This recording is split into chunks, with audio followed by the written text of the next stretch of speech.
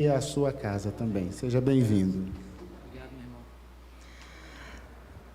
Boa noite, irmãos e irmãs.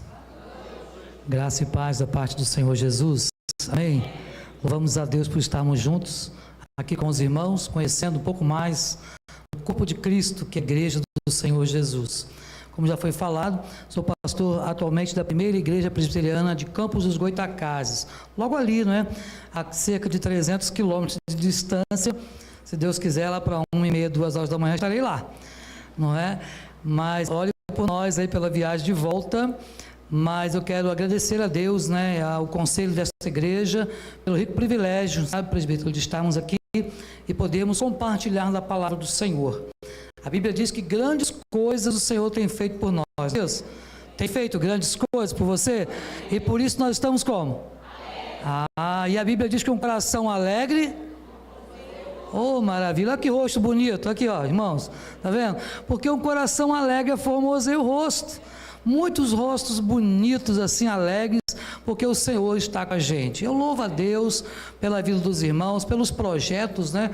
Vendo aí a divulgação dos projetos. Deus tem muito mais, hein, para fazer através de você. E como me foi falado que hoje é vigília, eu posso pregar até mais ou menos meia-noite, né? Então não tem problema não, né? Então tá bom. Ninguém pode reclamar que eu sou o único que moro longe, não é verdade? Então... não estamos com pressa hoje, não é isso? Dia de aniversário, né? Não precisa ter pressa, não é verdade? Liliane, minha esposa, me acompanha. Fica em pé, minha filha, por favor. Isso, essa jovem ali. Eu falo jovem, mas sabe, é que ela é bem mais nova que eu. É brincadeira, né? Só 3 aninhos. É 3 ainda, mulher, né? Então, e a nossa filha não pôde vir, né? Porque meu pai, de 81 anos, mora com a gente.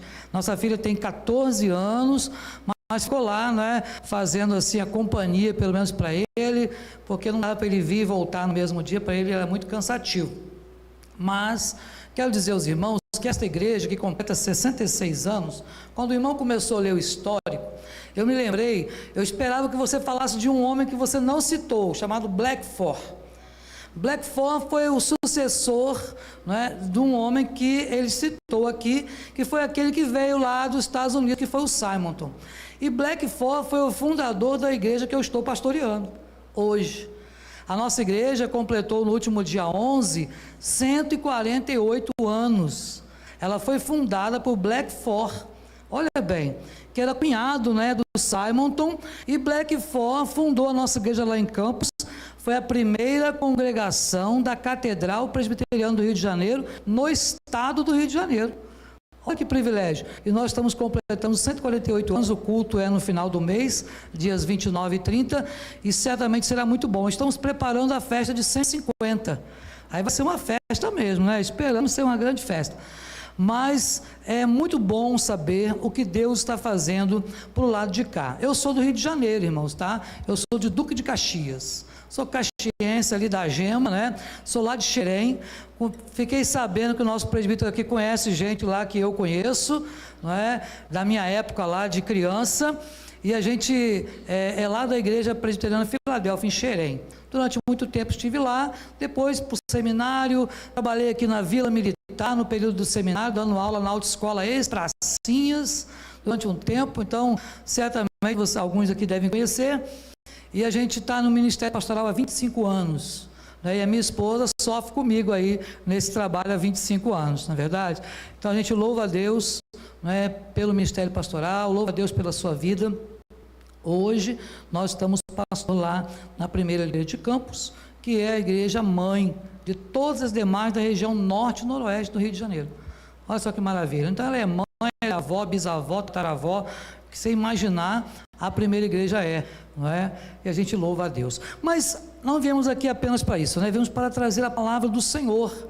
E eu quero ler com vocês a palavra do Senhor, sabe? E ler um texto assim muito conhecido.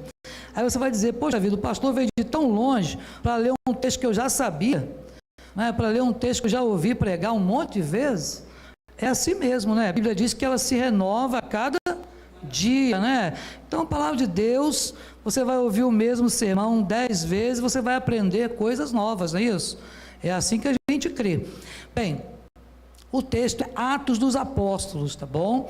Atos dos Apóstolos, capítulo 4. Atos dos Apóstolos, capítulo 4. Eu vou ler, irmãos, vou ler a partir do versículo 32 até o 35. Então, Atos 4, 32 a 35. Depois eu vou ler Atos 9, 31. Tá bom? Todos acharam aí? Amém? Misericórdia, alguém? Não? Então tá bom. Então vamos lá. Da multidão dos que creram, era o coração e a alma. Ninguém considerava exclusivamente sua nenhuma das coisas que possuía. Tudo, porém, lhes era comum. Com grande poder, os apóstolos davam testemunho da ressurreição do Senhor Jesus, e em todos eles havia abundante graça. Nenhum necessitado havia entre eles, porquanto os que possuíam terras ou casas, vendendo-as, traziam os valores correspondentes e depositavam aos pés dos apóstolos.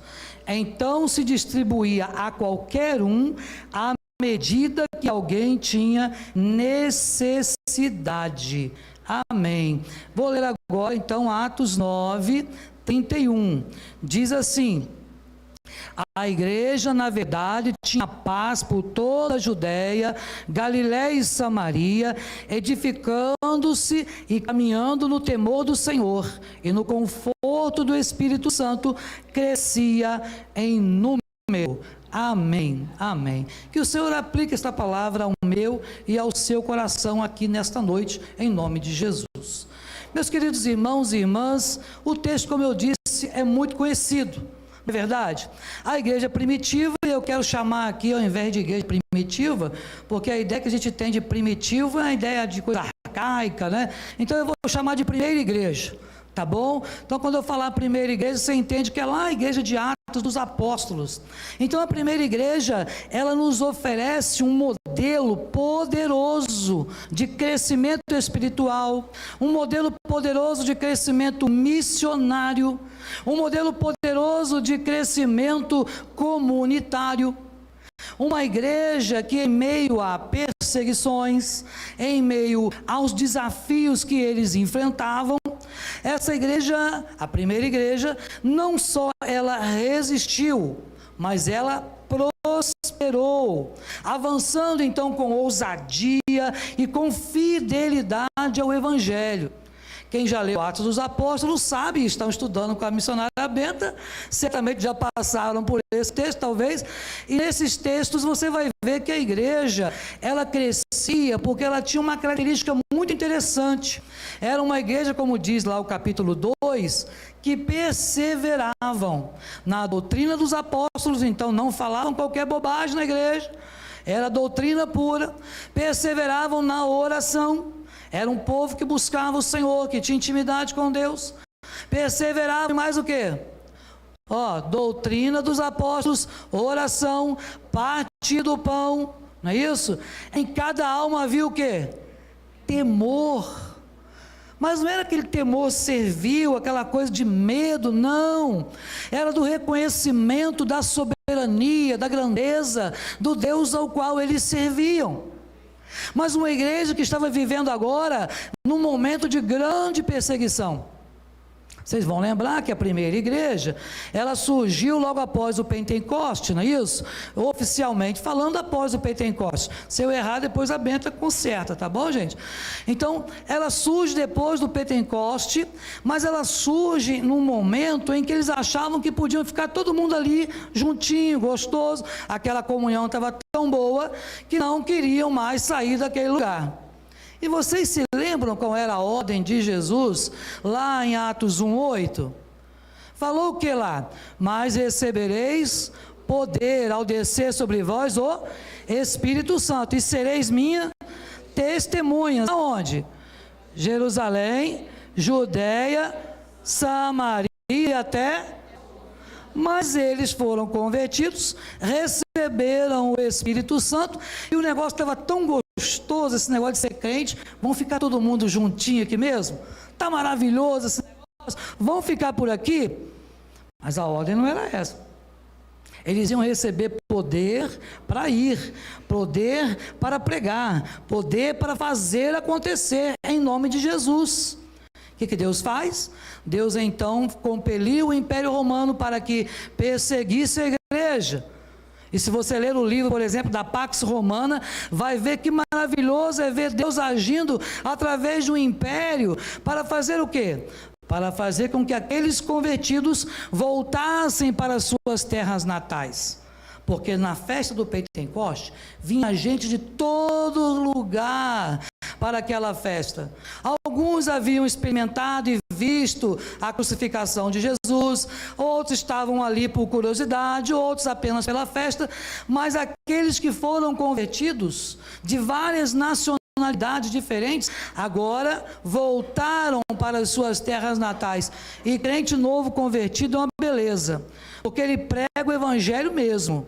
Não é verdade? O crente novo convertido, se estiver no escuro, ele vê um poste, ele fala, Jesus te ama, porque ele quer falar do amor de Jesus. Mas infelizmente, depois que passa um tempo, passou 1, 2, 3, 10 anos de crente, aí para descobrir que ele é crente, só a misericórdia de Deus. Alguém tem que falar assim, será que você é crente mesmo? Sabe? E eu fico muito preocupado, presbítero, sabe por quê? Quando a pessoa faz uma pergunta se você é crente. Esta pergunta, se você fizer em 2 tonalidades diferentes, você quer dizer 2 coisas diferentes. Quer ver só? Se eu falar assim, ó, você é crente, não é, Benta? O que eu estou querendo dizer com isso? Olha, eu estou reconhecendo, Benta, que você é uma mulher de Deus. Sabe, eu não estou chamando de missionária pela intimidade que nós temos já há muito tempo, tá bom? Mas eu falo, você é crente, não é? Agora, se eu falar assim, ó, você é crente? Ah, não acredito, sabe? Olha a diferença. Depois que passa um tempo, parece que a gente esquece que é crente, e a gente só diz se for perguntado. É verdade? É claro que isso tem muitas exceções. Eu louvo a Deus porque isso aqui não acontece nessa igreja. Lá na minha primeira igreja acontece, mas aqui não, aqui todo mundo é crente da maior firmeza, mas lá em Campos acontece, sabe? Então o avanço da igreja não depende de estratégias humanas, depende? Não, porque a estratégia principal é de Deus. A obra soberana do Espírito Santo é que age no meio da igreja e que impulsiona a igreja a fazer alguma coisa. Porque, irmãos e irmãs, se dependesse de nós voltaríamos para a lama de onde nós viemos. Se dependesse de nós voltaríamos para o pecado. A Bíblia diz que é mau todo o desígnio do nosso coração.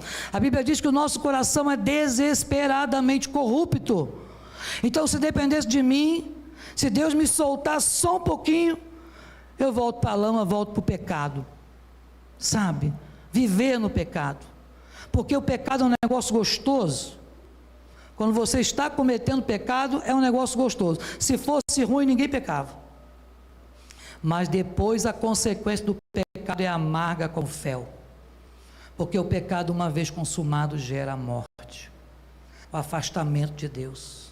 Isaías vai dizer que o nosso pecado faz separação entre nós e o nosso Deus, e quanta gente separada de Deus tem por aí. Então, quando a igreja vive em unidade, quando a igreja dá testemunho poderoso, quando a igreja cresce na santidade, ela se fortalece na dependência do Senhor, assim ela se torna um instrumento nas mãos de Deus. Se eu me sentar ali naquela cadeira do nosso irmão organista, como é que é o nome dele? Moisés, colocar a mão ali naquele teclado, vai sair nada, vocês não vão entender absolutamente, porque eu não sei tocar. Talvez se eu sentar ali, ainda vou fazer um barulho que dá para entender, porque ali é mais a minha praia, sabe? Mas ali, nós como instrumentos nas mãos de Deus, temos que realmente ser usados, nos deixar ser usados pelo Senhor. E você, igreja do Centenário, precisa ser uma igreja que avança. E é esse o tema que eu quero discutir com você nesta noite, uma igreja que avança. O livro dos Atos dos Apóstolos narra então os primeiros anos da igreja, sabe, após a ascensão de Jesus, após o Pentecoste, os discípulos começaram a pregar. E você já foi em algum culto onde mais de 10 mil pessoas se converteram ao mesmo tempo? Nunca fui.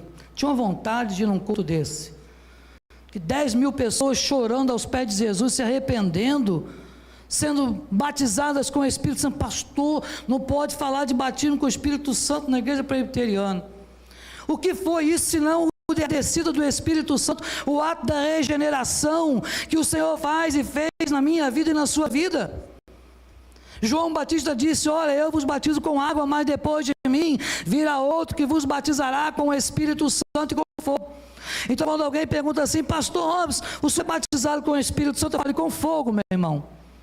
Mas eu não preciso plantar bananeira para isso, não preciso gritar para isso, eu não preciso falar em línguas para isso, não sou contra dons de nada. Depois a Benta ensina sobre dons aí, o pastor. Mas o que eu estou falando, meu irmão e minha irmã, é que se não for a ação do Espírito Santo, a Bíblia diz: ninguém pode dizer Senhor, Senhor, se o Espírito Santo não o convencer. Então um dia o Espírito Santo entrou no seu coração.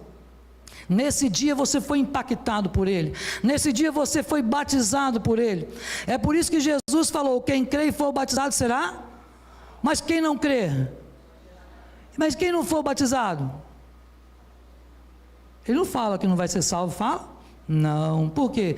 Porque a condição para a salvação é o crer, é o agir regenerador do Espírito na nossa vida. E isso que mais se não é o batismo com o Espírito Santo na nossa vida? É quando você foi transformado ou transformada, e isso mudou a sua história. Então a igreja enfrentou momentos difíceis naquela época, mas a igreja avançou. Certamente a igreja do centenário, como foi lido aqui o histórico, nos 66 anos, quantos desafios, quantos ficaram pelo caminho, quantos abandonaram, quantos apostataram da fé, quantos hoje estão talvez em outra igreja, louvado seja Deus por isso, servindo ao Senhor, mas quantos simplesmente deixaram Jesus de lado, quantos empecilhos ao Evangelho esta igreja já deve ter enfrentado e ainda hoje talvez enfrente. Mas a igreja do centenário é uma igreja que avança, amém? Uma igreja que avança, tem avançado, e é isso que eu quero compartilhar com você. Lá em Atos 4 descreve a unidade e a generosidade dos crentes. Olha só que maravilha, mostra que apesar da perseguição, a igreja continuava a expandir sob a orientação do Espírito. Diz o texto, e no conforto do Espírito Santo crescia em número. Às vezes, meus irmãos, estamos preocupados com o número. É claro que não podemos ser demagogos, achar assim: ah não, Deus quer só qualidade, Deus está preocupado com a qualidade. Isso para mim é demagogia, irmãos. Porque Deus está preocupado com a qualidade? Com certeza que Ele quer santificação. Mas você dizer que não estamos preocupados com a quantidade, é claro que temos que nos preocupar com a quantidade, porque todos aqueles que o Senhor escolheu virão até Ele, e virão até Ele pela loucura da pregação. E se eu e você deixarmos de pregar o Evangelho, as pedras vão clamar, e tem muita pedra gritando do nosso lado. Tem muita pedra clamando por aí. E sabe por quê? Porque às vezes eu ou você estamos deixando de cumprir o nosso papel. Quantas vezes Deus nos dá a oportunidade de alguém ao nosso lado? Quantas vezes já o Espírito Santo não ardeu no seu coração o desejo de falar para alguém que está lá no trem, no ônibus, na van, do seu lado, e você fecha a boca: não, Senhor, não é o Senhor, eu não conheço essa pessoa, como é que eu vou puxar assunto? Pode não entender. Meu irmão e minha irmã, precisamos ser uma igreja que avança, senão a gente vai ficar parado. E nesse mundo que nós estamos vivendo, o mundo que jaz no maligno, o mundo onde os empecilhos estão tão grandes, o mundo onde a história mostra para a gente que nós seremos perseguidos, um mundo que mostra para nós que o mundo nos odeia, mas Jesus disse: olha, não fique preocupado se o mundo odeia vocês, porque antes de odiar vocês, odiaram a mim também. Ah, meus irmãos e irmãs, eu gosto muito num texto do apóstolo Paulo, que diz assim: olha, vos foi concedida a graça de padecer por Cristo. Mas essa graça quase ninguém quer. Graça para padecer, isto é, graça para sofrer, graça para passar necessidade, graça para passar adversidade, lutas. Ah, que graça é essa? Isso não tem graça. sabe? Porque nós não estamos acostumados. Aí você se lembra de Paulo? Eu aprendi a viver contente em toda e qualquer situação. Quando a gente fala desse texto de Filipenses, a gente só fala o quê? Tudo posso naquele que me fortalece. Não é isso? Isso dá uma ideia de poder, né? Ó, sou um superman, um super crente, tudo posso naquele que me fortalece. Aí você, posso passar por cima do irmão, posso ser caloteiro, posso tudo. Posso não, sabe?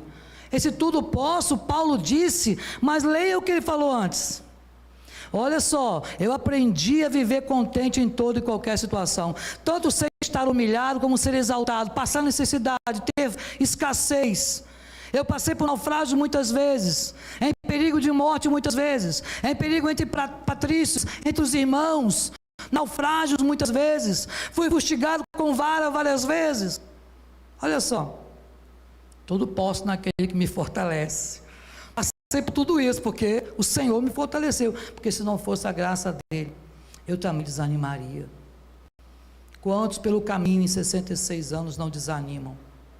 Então nesta noite eu queria que você pudesse pensar um pouquinho nessa igreja, na primeira igreja, sabe, e pudéssemos pensar em algumas características de uma igreja que avança, coisas simples, que estão aí no texto, que estão nas características da primeira igreja, como eu disse para você, considerando a primeira igreja lá, como eu disse, né, a igreja lá de Atos dos Apóstolos. Primeira coisa, unidade e comunhão verdadeira. Sempre quando eu falo de unidade, eu quero exemplificar o que é unidade, para você poder entender, né? Poder entender. Quem gosta de cozinhar? Levanta a mão assim, ó. Cozinhar. Quem é bom na cozinha? Isso. Sabe fazer purê? Porque quem não sabe cozinhar, quem não faz purê, não sabe cozinhar, né? Purê de batata. Aí você pensa uma coisa, há uma grande diferença entre união e unidade. Nós estamos aqui hoje, estamos todos em união, no mesmo lugar, no mesmo recinto, tá? Mas unidade é igual purê de batatas. Você pega um saco de batatas, 2 quilos de batatas, elas estão ali unidas no mesmo saco, estão em união, no mesmo lugar. Mas depois que você faz o purê, elas são uma unidade. Quero ver separar as batatas depois que faz o purê. Separa para você ver. Por que não dá? Porque é uma coisa só. É uma massa só. A igreja, diz a Bíblia, que nós somos um só corpo, temos um só Espírito, um só Deus, Pai de todos, que está em todos, age por meio de todos. Então nós somos uma igreja que precisa de unidade e comunhão verdadeira. No versículo 33, 32 e 33 do texto que nós lemos, nos mostra isso. Então a primeira característica da igreja que avança é a unidade. Observe, da multidão dos que creram, era o coração e a alma. Da multidão dos que creram. Está falando de quem? Daqueles que creram na primeira pregação, não é, de Pedro, é isso? Pedro pregou e o seu primeiro sermão, mais de 3 mil homens, fora mulheres e crianças. Eu costumo dizer que menos de 10 mil pessoas não foi. Por quê? Levando em consideração que naquela época se tinha muitos filhos, não é verdade? Em consideração que também ainda se podia ter mais de uma esposa. Não sabemos como é que estava aquele povo. Mas mais de 3 mil homens, fora mulheres e crianças, se converteram, e todos ouviram Pedro pregar em aramaico arcaico, e todos, diz o texto, entendiam na sua própria língua materna. Foi a primeira tradução simultânea da história da igreja, sabe, presbítero? Não tinha ponto eletrônico no ouvido de ninguém. Você já assistiu na televisão essas reuniões, né, internacionais? Fica todo mundo com ponto eletrônico, né? Lá dentro dos bastidores alguém traduzindo, porque o povo, ninguém sabe a língua do outro. Mas a primeira tradução simultânea foi lá em Atos 2. Todos ouvindo Pedro pregar, igual você está me ouvindo aqui agora. O alemão entendia, o inglês entendia, o indiano entendia, o africano entendia, mas Pedro pregava em aramaico. Olha que maravilha. Porque o Espírito Santo trouxe unidade. A demonstração da comunhão profunda, ela só acontece com a presença do Espírito Santo. E essa unidade que eu estou falando, não era uma unidade superficial, ou apenas uma unidade organizacional, não, era fruto do trabalho do Espírito Santo nos corações daqueles crentes. O Espírito agiu, o Espírito de Deus agiu. O Espírito de Deus desceu naquele dia. Pastor, mas desceu. A Bíblia diz que desceu. E passou a habitar nos corações que até antes não habitava. Passou a habitar nos corações daqueles crentes agora convertidos, impulsionando-os agora a viver esta unidade. E o texto bíblico diz que eles compartilhavam tudo, vendiam até as suas propriedades, seus bens, e repartiam com quem tinha necessidade. Ah, meus irmãos e irmãs, eu me lembro de Jesus então, lá em João 17, 21, na famosa oração sacerdotal de Jesus, Jesus falando assim: para que todos sejam um, como tu, ó Pai, o és em mim e eu em ti, que também eles sejam um em nós, para que o mundo creia que tu me enviastes. Ser um é ser uma unidade. Não quer dizer que você vai concordar com tudo que o irmão fala, com tudo que o pastor fala, com tudo que o presbítero fala, não. Nós temos direito de falar, de colocar as nossas opiniões, mas ter unidade, a unidade no Espírito Santo, é buscar o mesmo objetivo. Paulo disse: esquecendo-me das coisas que para trás ficam, e avançando para os que estão diante de mim, eu prossigo para o alvo. Será, meu irmão e minha irmã, que você tem prosseguido? Será que você tem sido uma igreja que avança? E nós precisamos ser uma igreja que avança, porque uma igreja que avança precisa cultivar uma comunhão sincera entre os seus crentes, livre de divisões, livre de ressentimentos. Quantas divisões acontecem dentro das nossas igrejas? Aqui não acontece, graças a Deus, mas lá em Campos acontece, sabe? Divisões. Lembra da igreja de Corinto? A igreja de Corinto me chama muita atenção. Paulo diz que havia até imoralidade.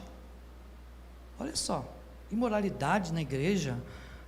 Paulo diz, sabe? Havia quem ousasse possuir a mulher do próprio pai. Olha que negócio difícil.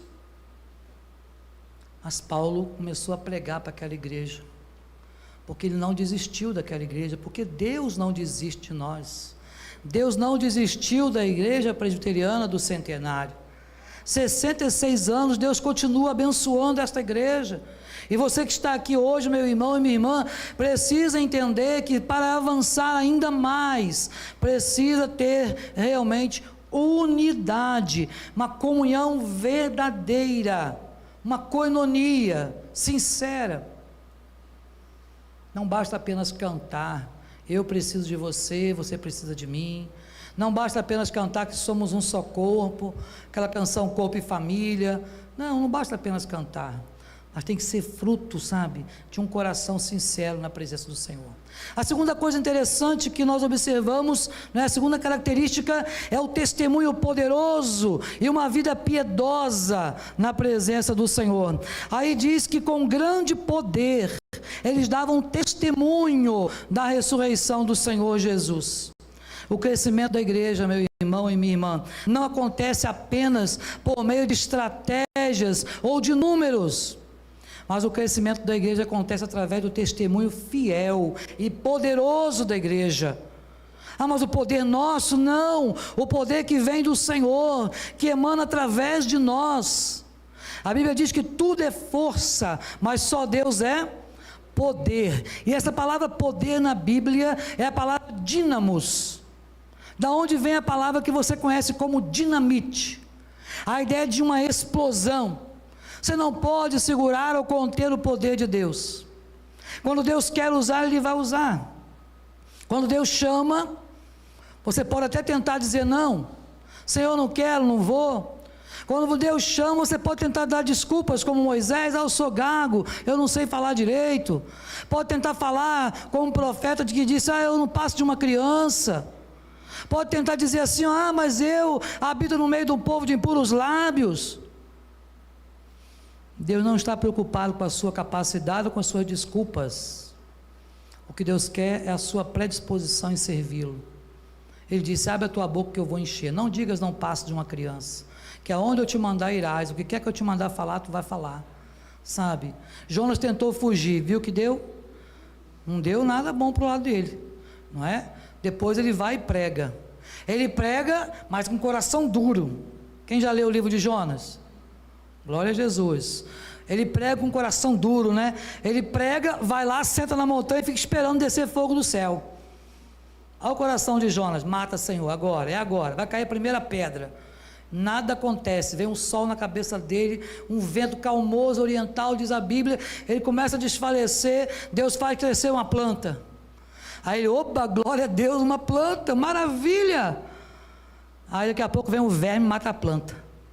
Ele blasfemou a quinta geração dele. Por quê? Porque essa planta, Senhor, a planta estava me dando um refresco aqui. Mas sabe o que me chama a atenção no livro de Jonas? Deus deu ordem para o grande peixe. O que o peixe fez? Engoliu Jonas, obedeceu. Deus deu a segunda ordem para o grande peixe. O que o peixe fez? Vomitou Jonas lá na praia. Deus deu ordem para o vento obedeceu 2 vezes, tanto no vento calmoso oriental, como lá criando a tempestade no barco. Deus deu ordem para a planta nasceu, obedeceu. Deus deu ordem para um verme, para ir lá e ferir a planta, e o verme obedeceu. Só o homem não obedece a Deus. Dá para eu pensar nisso? Que só nós que não obedecemos, só nós que desobedecemos a Deus. Até um verme obedece a Deus. Meus irmãos e irmãs, o testemunho da igreja precisa ser um testemunho poderoso. Uma igreja que avança não pode ser silenciosa ou apática. Não estou falando que tem que ser barulhenta, eu estou falando da pregação do Evangelho. Ninguém vai saber se tem uma igreja aqui se vocês não forem lá para fora e pregarem. A gente às vezes se esconde atrás da doutrina da predestinação, e eu creio, e eu ensino na minha igreja. Mas eu não posso me esconder, achar Deus vai trazer, porque os eleitos do Senhor virão. Eles virão, mas através de mim e de você, através da pregação. A fé vem pelo ouvir, e não é ouvir qualquer história da carochinha, é ouvir o quê? A palavra de Deus, que sai dos seus lábios. Você pode pregar com a palavra, e você pode pregar com a sua vida, mas é preciso pregar o Evangelho. Então o testemunho que eu e você podemos dar precisa impactar o nosso lugar, a nossa cidade, impactar o nosso bairro, impactar as pessoas no seu trabalho. Meus irmãos, eu convivo ainda, né, com uma pessoa, um pastor, que fez um curso na faculdade, e ficou 4 anos na faculdade. Ele disse que nunca que ele era crente não, porque não queria chamar a atenção, que os outros achassem que ele era diferente, e só depois, lá no finalzinho, descobriram que ele era crente e ainda era pastor. Eu fiquei abismado com um negócio desse. Falei: como assim? 4 anos, todo dia com a pessoa, com uma turma, e não saber que você... Ah, tá bom, irmão, Deus te abençoe. Porque para mim é incoerente um negócio desse. Como que eu posso conviver com a minha família e não saber que eu sou crente? Como que eu posso conviver num trabalho que eu vou todo dia e a pessoa não saber que eu sou diferente? Sabe? Como que eu posso caminhar, ir num ônibus, ir num trem, todos os dias dentro de uma van, e as pessoas não saberem que eu sou crente, que eu sou diferente? Não que eu seja um ET, que eu tenha uma cara de... Não, mas que eu exalo um bom perfume. O bom perfume de Cristo, lá que Paulo disse na segunda carta aos Coríntios, no capítulo 2, verso 15. Eu exalo esse bom perfume. Nós somos o bom perfume. Agora, se eu não estou mudando nada, se eu estou insípido, se eu estou sem gosto, e cá para nós, vou falar baixinho, tem um monte de crente sem gosto. Não tem, presbítero? Tem um monte de crente sem sal. Sabe o que é um crente sem sal, né? Você dá a paz do Senhor e fala: Você vai cumprimentar o irmão e pega você assim na pontinha do dedo. Sabe? Os negócios sem sal. Sabe? Crente é lugar de você abraçar, de você... Claro, se você não conhece a pessoa, né, eu não vou sair abraçando vocês, não conheço vocês ainda. Mas a gente abraça, a gente cumprimenta, a gente deseja a paz do Senhor Jesus. Como assim, pastor? Não sou pentecostal para desejar a paz do Senhor Jesus. Mas quem disse que isso aí é coisa deles? Não. Saudai os irmãos. Paulo, você pode olhar as suas cartas. Paulo saudava e depois se despedia da mesma forma. Meus irmãos e irmãs, precisamos ser uma igreja que avança, uma igreja que prega com convicção e coragem, sem negociar a verdade do Evangelho. Paulo dizia assim, olha, porque eu, Paulo, nem o Robson não, Paulo que dizia, porque eu, Paulo, não estou como tantos outros, mercadejando a palavra de Deus. Tem muita gente por aí mercadejando a palavra de Deus, você vai dar quanto? Sabe, não podemos viver um evangelho desse jeito. Se queremos ser uma igreja que avança, o testemunho não pode ser apenas de palavras, mas de uma vida que reflita realmente Cristo no seu dia a dia. Terceira característica, não vou demorar não, até as 25 horas eu saio. Crescimento espiritual e temor do Senhor. Olha só, Atos 9:31 é o texto que nós lemos. A igreja, na verdade, tinha paz por toda a Judéia, Galiléia e Samaria, edificando-se e caminhando no temor do Senhor, e no conforto do Espírito Santo crescia em número. Quem dá o crescimento? É o Senhor. Mas quem trabalha? Eu e você. O que eu posso fazer, Deus não vai vir fazer.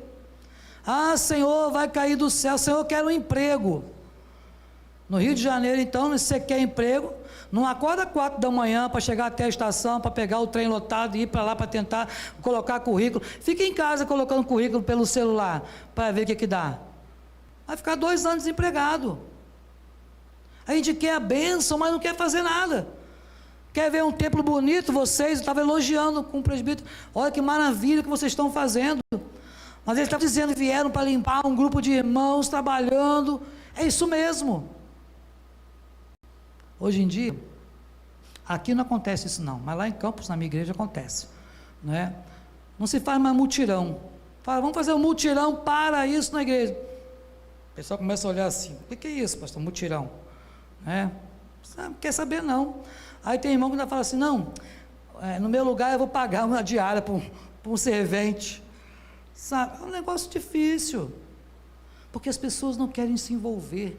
E pior, irmãos, quando se fala de obra física, eu ainda digo assim, tudo bem, você não quer ir, vai dar o seu dinheiro, vai ajudar, ok, mas e na obra evangélica? E na pregação do evangelho, vai pagar alguém para ir no seu lugar?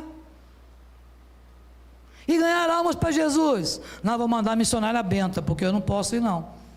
Sabe, não é assim. Então o crescimento espiritual e o temor do Senhor precisam fazer parte da nossa vida, da nossa história. Uma igreja que avança, ela não se preocupa apenas com números, não, mas com o crescimento espiritual e com a santificação da igreja. A salvação é um ato de Deus, único. Aconteceu, acontece na sua vida, não vai acontecer de novo. Mas a santificação não. A santificação é você matar um leão todo dia. Não é isso? Porque o bem que eu quero fazer, eu não faço. Mas o mal, que não presta, que é ruim, que faz mal para os outros, me pego sempre fazendo. Não é assim? É assim que às vezes acontece com a gente. O mal a gente se pega fazendo o tempo todo. Então nós precisamos sim de santificação, porque sem ela ninguém. Você quer ver Deus? Amém ou não amém? Então também. Mas você lembra de Moisés quando ele queria ver Deus? Quem lembra disso? Moisés queria ver a glória de Deus, não é isso? Deus falou, Moisés, meu filho, você não vai aguentar. Não tem condição não, você é fraquinho, 80 anos, já velho e tal. Não, Senhor, quero porque quero. Tá bom, está vendo aquela montanha lá? Vai até lá eu vou te mostrar a minha glória. Partiu ele para lá. Chegou no pé da montanha, todo serelepe, Deus vai mostrar a glória dele. É mesmo? Quer ver? Sobe agora a montanha. Como assim? Subir? Sobe. Sobe. Ele sobe. Chega lá em cima, cadê Deus? Estou aqui, Senhor. Nada. Nada. Não levou nada para comer, para beber. Fica lá, esvanecendo. Depois de alguns dias, Deus se mostra para ele no sentido de falar com ele. Moisés, mesma realidade, de um salto levanta, estou aqui, Senhor, pode, vamos lá. Quer ver mesmo, tem certeza? Então, está vendo aquela fenda lá, ó? Vou passar do outro lado, hein? Se posiciona lá. Mas quando eu passar, Moisés, eu vou primeiro botar minha mão do outro lado. Lembra disso, né? Quando eu passar, depois que eu passar, eu vou tirar a mão. Você vai ver as minhas costas, a glória, só a sombrinha das minhas costas. Tá bom para você? Fechado, Deus. Vamos lá. Não está escrito tudo isso na Bíblia não, tá, gente? Eu estou parafraseando. Depois falar com o pastor Robson, veio de lá de campo, coisa que estava escrito na Bíblia que não está. Não, se disser que eu disse, eu nego. Aí, chega lá, então o Senhor faz o quê? Passa do outro lado. Lembra o que aconteceu? Os montes, ó, começou a tremer tudo. Fumegar, pedras rolando, tudo escuro na frente dele. Imagina o coração dele, é Deus agora, né? É a mão de Deus do outro lado, escureceu tudo, dá para ver nada. E Deus tira a mão, quando Deus tira a mão, ele cai. Fica lá um tempão prostrado. E ainda assim, quando desce, o rosto dele brilhava, resplandecia. Irmãos, é preciso pensar como está a nossa vida de dependência do Senhor, de crescimento espiritual. O temor do Senhor não é um medo servil, mas um respeito reverente, que nos leva à obediência ao Senhor, nos leva a uma busca por santidade. Sem temor do Senhor, a igreja, ela se torna superficial, ela se torna frágil, suscetível a qualquer vento de doutrina. Qualquer problema abate uma igreja que não tem o temor do Senhor. Nossa prioridade deve ser a edificação espiritual. Por meio de quê? Por meio de um ensino fiel da palavra. Por meio da oração. Irmãos, tem muito crente que não ora. Eu nem sei o que está fazendo na igreja, crente que não ora. Aqui não tem isso não, lá em Campos tem crente que não ora. Aqui, graças a Deus, todo mundo é crente de oração. Mas crente que não ora, eu não sei o que está fazendo na igreja. Eu falo lá em Campos, não sei o que vocês estão fazendo aqui não, vocês não oram. Eu vou para a reunião de oração, às vezes eu, minha esposa, minha filha, sozinho, não vai ninguém. Para uma igreja de 200 membros, nem ninguém, eu fico preocupado. Sabe? Irmãos, vocês não oram não? Então tá bom. Espero que pelo menos ore em casa. Não é? Mas se não vai à igreja, não busca a Deus, como é que vai ter santificação?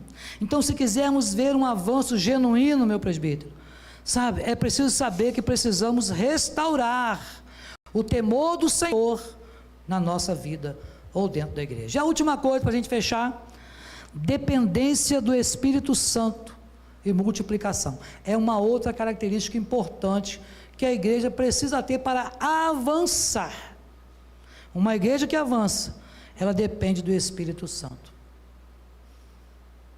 Não depende do presbítero, não depende do pastor, não depende de conselho, de presidente de SAF, de federação, nada disso. Ela depende primeiramente do Espírito Santo. As outras coisas Deus vai, preenchendo, mas primariamente nós precisamos viver na dependência do Espírito Santo de Deus. Essa dependência do Espírito Santo, observe, se multiplicava, diz o texto 9:31, pelo auxílio do Espírito Santo. Isso quer dizer que o verdadeiro crescimento não vem de esforços humanos. A gente faz a nossa parte, a gente prega, a gente ora, a gente busca, a gente vai ao encontro da ovelha perdida, mas quem dá o crescimento é o Senhor. E esse crescimento acontece quando nós reconhecemos que dependemos da graça de Deus para viver, que dependemos da ação do Espírito Santo, porque é Ele quem convence o pecador do seu mau caminho, é Ele quem convence aquele que precisa de salvação, de que ele ou ela é pecador ou pecadora. e que, portanto, precisa da graça de Deus para viver. É o Espírito Santo quem faz isso, mas sou eu e você que pregamos. Espírito Santo não prega, ele é Deus, ele não prega, ele é Deus. Nós pregamos, nós somos os instrumentos, você e eu somos os instrumentos de Deus, mas para que alguém entenda o que está sendo tocado, igual o irmão tocou ali, o instrumento nós entendemos e cantamos junto com ele. Você precisa buscar a Deus, você precisa se derramar na presença do Senhor, você precisa depender de Deus, você precisa de uma intimidade com Deus, e aí Deus vai tocar através de você, aí as pessoas vão conseguir entender a música, isto é, a palavra de Deus através de você. Pregue a palavra, insta, quer seja oportuno, quer não, repreende, exorta com toda a longanimidade e doutrina. Esse foi o ensino que Paulo deixou para Timóteo. Devemos buscar o Espírito Santo em oração, meu irmão e minha irmã. Busca o Espírito Santo em oração. Buscar depender da direção dele em tudo que fazemos. Eu vou fazer algo amanhã. Busca a direção de Deus. A gente costuma buscar Deus nas grandes decisões, não é? As decisões mais importantes da nossa vida, a gente busca a Deus, mas nas pequenas decisões a gente passa batido. Não, eu dou conta, Senhor, pode deixar, fica aqui que eu vou lá e resolvo a parada. O que Jesus disse lá em João 15:5, no finalzinho do versículo? Sem mim, nada. Precisa completar o restante do versículo, né? Sem mim nada, sem mim você não pode nada, não é nada, sem mim você nem existiria, sem ele, diz a Bíblia, nada do que foi feito se fez, então sem ele a gente não pode viver, eu não posso viver. A primeira igreja enfrentou desafios, perseguições, provocações, mas eles permaneceram firmes na rocha, que é Cristo Jesus, e eles avançaram por quê? Porque era uma igreja unida em comunhão sincera, pensa nisso no seu coração. Avançaram porque o testemunho deles do Evangelho era fiel, avançaram porque era uma igreja comprometida com a santificação e com o temor do Senhor, tiravam as impurezas do meio deles, avançavam. Por quê, irmãos? Porque eles eram totalmente, presta atenção nisso, totalmente dependentes do Espírito Santo de Deus. Não podemos avançar sem a ação de Deus. Pergunte para o Senhor qual é a direção. Talvez alguém que esteja aqui está pensando assim, eu vim nesse aniversário, mas eu não vou mais ficar nessa igreja não. Não estou afim não, a igreja não cresce, a igreja anuncia aqui, mas vamos orar juntos, vamos pensar. Às vezes queremos ver uma igreja que avança, grande, mas não queremos fazer parte desse crescimento. Você faz parte desses 66 anos da história. Daqui a 20 anos, 30 anos, quando se contar essa história aqui, de novo, vão falar os nomes de vocês, alguns aqui, mas é preciso que cada um cumpra cabalmente, disse Paulo para Timóteo, o seu ministério. Deus confiou uma tarefa nas suas mãos. Não passe o cajado não passe a bola para outro não. Seja um crente igual uma enxada, que você bate lá na frente e puxa para si, sabe? Essa responsabilidade é minha. Mas eu quero finalizar lembrando um texto de Esdras. Um texto de Esdras, onde o povo, Secanias, filho de Jeiel, na época, disse para Esdras assim, olha, levanta-te, pois esta coisa é de tua incumbência, e nós seremos contigo, ser forte e age. Olha só, ser forte e age. Esdras 10, o versículo eu não lembro. Então, levanta-te, pois esta causa, Igreja Presbiteriana do Centenário, esta causa é da incumbência de vocês. Sejam fortes e hajam. Vocês têm presbíteros, tem pastor, tem líderes, tem irmãs e irmãos, tem crianças, tem ministérios, tem ministério de louvor, tem muita gente. Cada um fazendo a sua parte. Um ao outro ajudou. E ao seu companheiro disse: esforça-te. Então, meu irmão e minha irmã, o desejo do meu coração é que esta igreja, ela experimente realmente o crescimento que vem do Senhor. Sabe, se queremos ser, sabe, uma igreja e viver um tempo de avivamento espiritual, um tempo de crescimento, precisamos resgatar os princípios bíblicos e vivê-los como comunidade da fé. É isso que Deus quer de cada um de nós.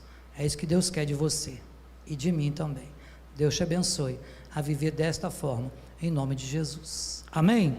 Deus os abençoe. Obrigado.